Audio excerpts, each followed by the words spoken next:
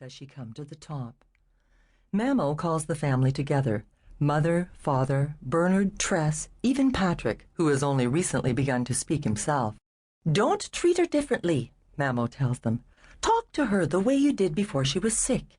Include her in everything. Don't leave her out. She may be only 5 years old, but never stop speaking to her, whether she understands or not. Encourage her to talk back. In a month, she'll be 6 and she's going to need schooling." Mother has not made up her mind about schooling. Twice a week she goes to the Catholic Church and prays that Grania's hearing will come back. Even though the priest shakes his head, Mother has not given up hope. Father looks at his third child, his red-haired daughter, her brows scrunched, eyes intent, her glance flitting from one pair of lips to another. Father tries to keep his sorrow at bay. He knows that the child will never hear. Dr. Clark's diagnosis has been emphatically clear. Patrick, the baby, walks from one pair of knees to another, balancing as he goes. "Talk," he says, imitating Mamo. "Talk, talk." 1. 1903 to 1905. Chapter 1. A deaf child will learn 300 to 500 words in a year, if at all intelligent.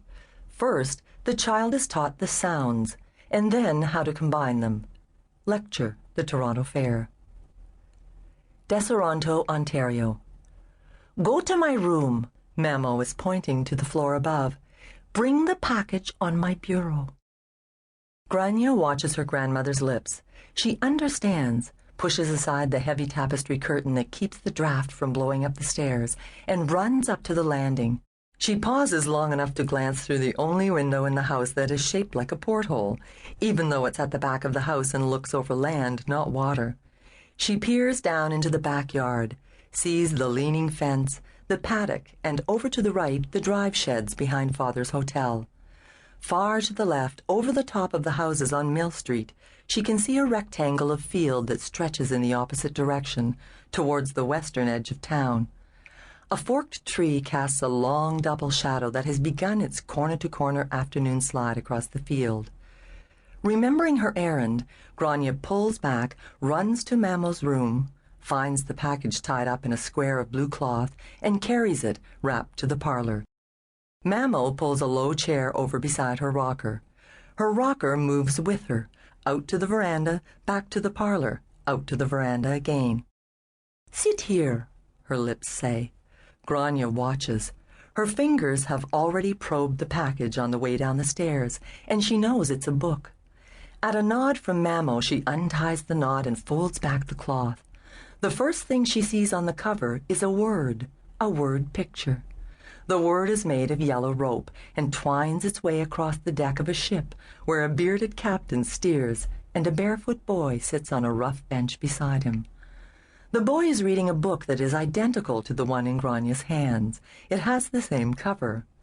The sea and sky and sails in the background are soft blues and creams and browns.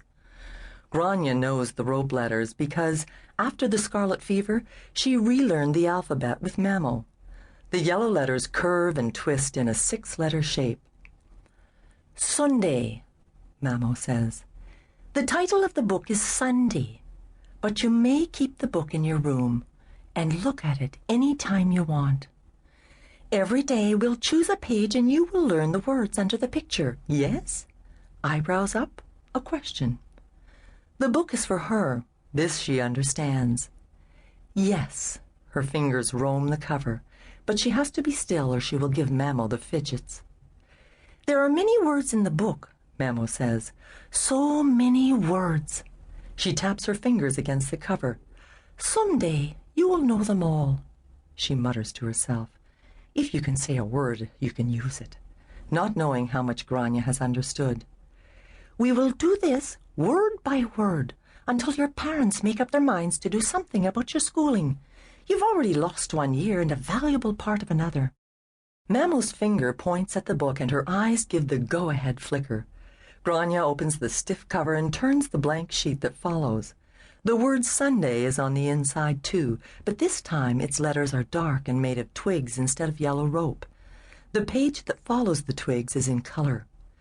A brown and white calf has stopped on a grassy path and is staring at a girl. The girl is approaching from the opposite direction.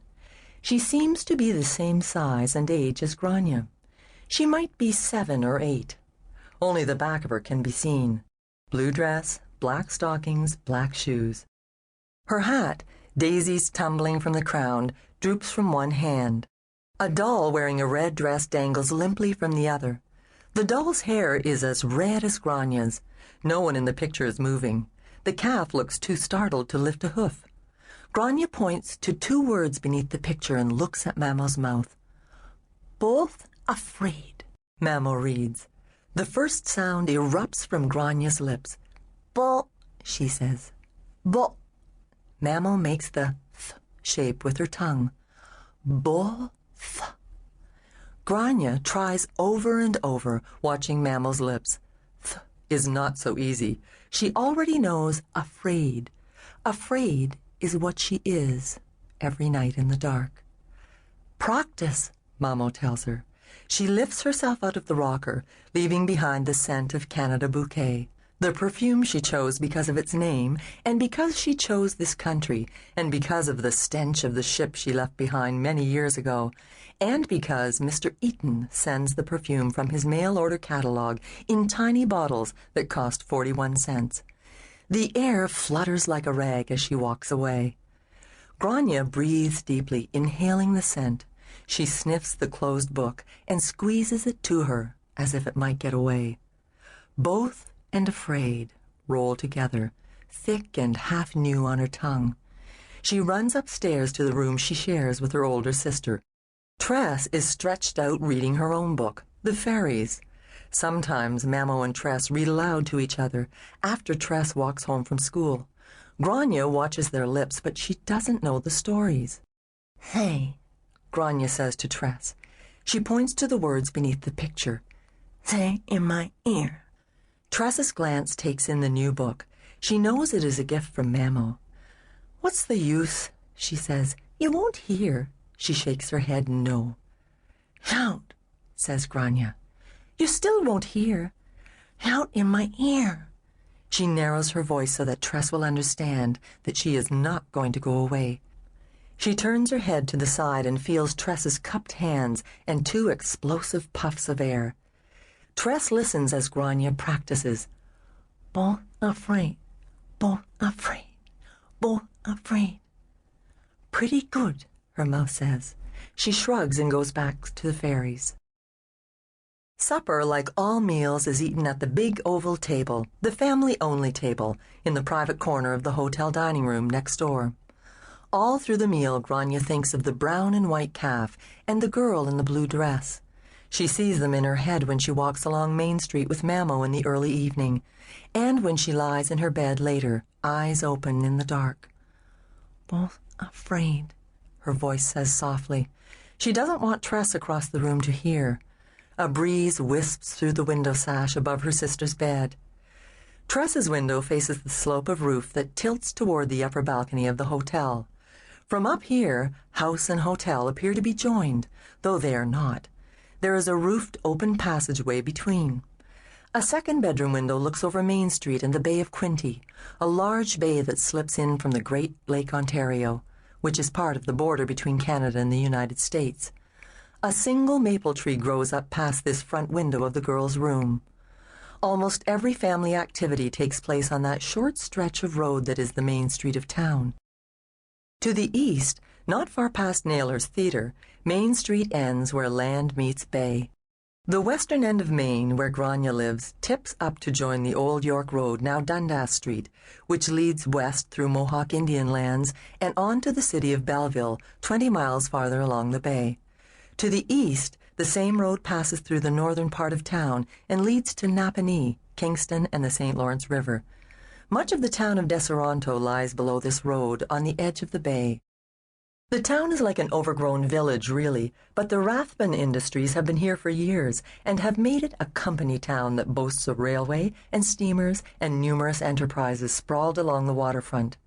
Many of the factories and stacks of lumber, the mill, the coal sheds, the railway car shops, the tracks and the turntable for the engines lie between Main Street and the shore. On both sides of Main there is a mixture of houses and places of business. Telegraph office, confectioner, baker, grocer around the corner.